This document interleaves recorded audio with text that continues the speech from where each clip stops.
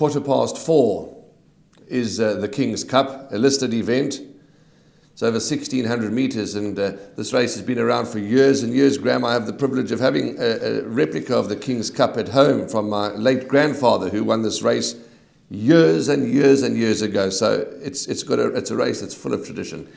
It is, and we'll discuss it in depth because I think this is a particularly strong renewal of the King's Cup. An exciting race awaits us. But first of all, let's catch up with a couple of reruns. We're going to watch number 6, Guru's Pride, and number 7, Trip to Africa, in action.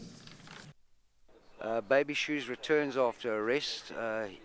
Lightly raced 4-year-old. He's had numerous issues along the way, the worst of which is his tendency to bleed, but we work around him and have altered his work program on numerous occasions to try and cater for it. His first up runs are normally very good. He was very strong late, over 1,400 metres last preparation. He also has a deep draw to contend with, but he has a very light weight. He only got 52.5 to shoulder. So if he can get a nice spot in transit halfway down, one out, he could be a factor in a very open looking race. 300 metre, Guru's Pride. Between runners, Priceless Ruler, there's some blockage there for a couple of runners. Sniper Shot, Farland, Socrates gets into the race. Coming out of the 200 though, and New Stream, Socrates, Guru's Pride. Sniper Shot's on the inside, Solid Gold's coming on late. New Stream and on the outside, Guru's Pride probably won it. Second placing will go to Socrates and a photo for third. Down the inside then, Priceless Ruler. 300 metres to go, and Crown Towers still kicks by a length and a quarter. Trip to Africa is going to try and close it down. Sniper Shot, Williamsland. Past the 200 though, and Crown Towers still finds. Trip to Africa is trying to close it down late with Williamsland. Crown Towers still goes though, and Crown Towers will win. Second position, Trip to Africa, then Williamsland and Sniper Shot. Okay, there we go. Interesting and informative package. Lovely to hear from Peter and to have a look at those 2 reruns. Guru's Pride, and that occasion showed us all that he is as effective on the turf. You know, he can go on the turf, which is great because he's got tons of ability, the son of Trippy. Then number 7, Trip to Africa, I thought was a good effort with Crown Towers. Duncan's comment, he was on the podcast as I mentioned earlier, the comment about Trip to Africa was that he's had this race earmarked for some time. He's prepped Trip to Africa for the King's Cup. He's got a fit horse. He's got a horse that's working very well. But he did say, you know, what you see is what you get with him. There's his form, and that's him at his max. But he's expecting a good run from Trip to Africa. So am I.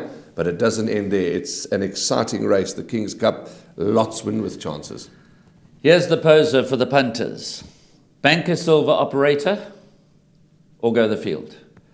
Because if Silver Operator doesn't win, then we've got all of these KZN hard knockers that have been running against each other time and time again that are so closely handicapped. You know, the likes of Guru's Pride, Trip to Africa, Pearl of Asia, News Stream, Baby Shoes, Mount Anderson, Mary O. They've all got chances. But from the Queen's Plate and the Cape Met to the King's Cup, Silver Operator ran an absolute cracker in the Queen's Plate, finishing just under 4 lengths behind Jet Dark. Might have found the 2,000 metres of the Cape Met a little beyond him. He was handy, he was there, but no disgrace to be beaten by Rainbow Bridge, albeit by a comfortable margin. If this horse is 90% right, he'll win the King's Cup. He has been here for a little longer than the other Vaughan Marshall runners. These 2 horses that are running today have been brought up to the province a couple of weeks earlier than his main float that have arrived just the other day. So they've been here for this race. They've been here for this mission, for this race day. So we've got to take that into consideration. Well, it is his first stepping stone into the season. Sure. The last time he won, he beat Captain of Stealth. Captain of Stealth runs in the graduation plate earlier against the Guineas winner. But I really think, you know, for me it's a case of you respect the quality and the class of Silver Operator, despite the fact that he's carrying top weight, and you banker him. But if you're looking to beat Silver Operator, I don't believe you can confidently pick out 1 or 2 horses to do that. Even number 3, My Hopes and Dreams of bottom weight, and as we heard, Peter Muscat, Baby Shoes of bottom weight, those horses have got chances. So for me, And I'm going to play it both ways. You know, with the pick sixes and with the jackpots, you have options of taking different perms. I'm going strongly with number 8, Silver Operator. I think he'll win the King's Cup. But there's always a chance that he might just be in need of the run. First time out here in KZN.